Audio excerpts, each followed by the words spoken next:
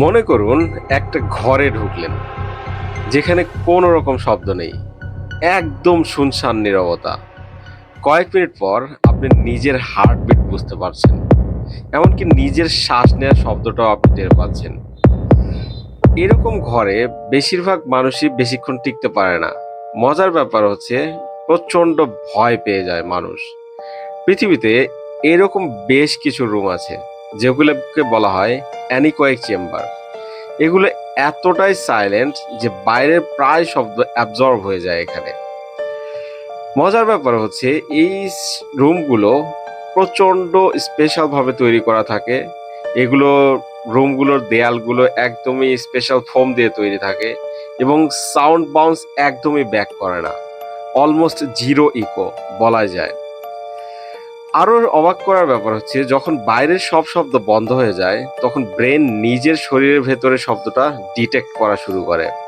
তখন হার্টবিটটা একদমই বোঝা যায়, ব্রিদিং একদমই বোঝা যায়, স্টোমাকের সাউন্ডও বোঝা যায়।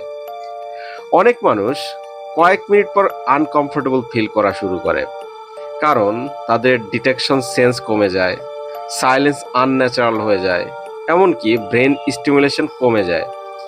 কিছু মানুষের দেখা যায় ডিজিনেস চলে আসে, অ্যাংজাইটি চলে আসে, হ্যালুসিনেশন অনুভব করে।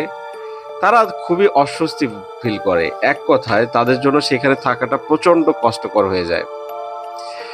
অদ্ভুত ব্যাপার হচ্ছে, আমরা সবাই ভাবি নীরবতা সবসময় মনে হয় শান্তির, কিন্তু কমপ্লিট সায়েন্স মানুষের ব্রেনের জন্য প্রচন্ড অস্বাভাবিক।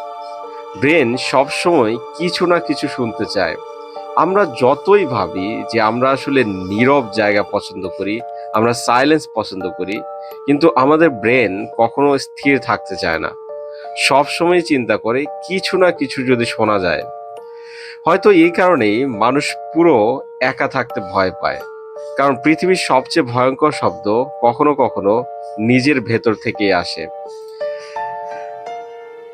আপনি কি এইরকম ঘরে 10 মিনিট বা 5 মিনিট থাকতে পারবেন?